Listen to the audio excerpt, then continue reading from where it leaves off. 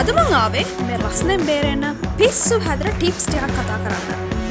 අයබෝවන් හැමෝටම සැප සනීප කෙසේ වෙතත් සැප රස්නය නම් උපරිමයට ඇති නේද මේ දවස්වල. හරියට නිකන් අපි හැමෝම එකම ලොකු පෑන් එක දාලා බෙදෙනවා වගේ. ඉතින් අද මම හිතුවා මේ ඕවෙන් බේරිලා අපේ ඇඟයි මොළයයි දෙකම කූල් එකේ තියාගන්න පුළුවන් වැදගත් ටිප්ස් ටික ගැන කතා කරන්න.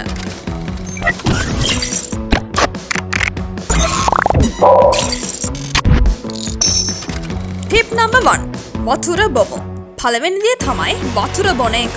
අපි දන්නවා වතුර බොන්න ඕනේ කියලා. හැබැයි රස්නෙට පිපාසය ආවම සමහර වතුර බොන්නේ හරියට නිකන් අවුරුදු ගානකින් වතුර දැක්කපු නැති අය වගේ. හැබැයි මතක තියාගන්න වතුර බෝතලෙම ඔළුවට හලාගන්නේ නැතුව හිමින් වතුර බොන්න. දවසට අඩුම තරමේ ලීටර් 3ක්වත් බොන්න ඕනේ. හැබැයි ඉතින් වතුර බොනවා වැඩි කියලා টয়ලට් එකේම පදිංචි වෙන්නත් එපා.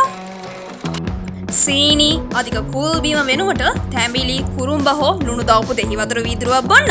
ඒකෙන් ඇඟේ තියෙන ලවණ පාලනය වෙනවා. ටිප් නම්බර් 2 ඇඳුම් පැළඳුම්. ඊළඟ එක තමයි ෆැෂන්.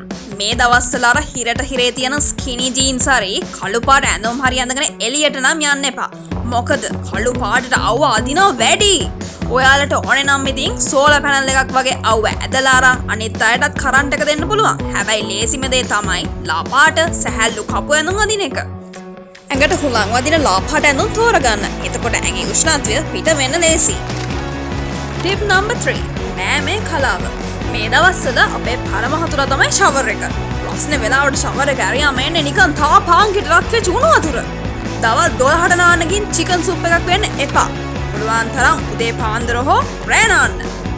දවසට දෙපාරක් විතර ඇඟ හේතුවට කමක් නැහැ. හැබැයි නාපු ගමන් AC එකට හරි ෆෑන් එකට හරි කෙලින්ම අහු වෙන්න එපා. එම්පිලිස්සාව හැදෙන්න පුළුවන්. ටිප් නම්බර් 4 කෑම බීම. අන්තිම දේ තමයි කෑම. රස්නේ කාලෙට තෙල් දාපු මිරිස් දාපු බල කෑම කන එක පොඩ්ඩක් අඩු කරන්න. මිරිස් කාලා කටින් දුම් දාන වෙලාවේ අවුවත් එක සෙල්ලම් දාන්න ගියොත් වෙන්නේ ඉතින් ෆයර් බ්‍රීතින් ඩ්‍රැගන් කෙනෙක් වගේ ඉන්න තමයි. ඒ වෙනුවට පිපිඤ්ඤා කොමඩු වගේ ජලය වැඩිපුර ඇති පළතුරු කන්න. ඒ වගේම කෙට් සහිත කෑම වැඩියෙන් ගන්න.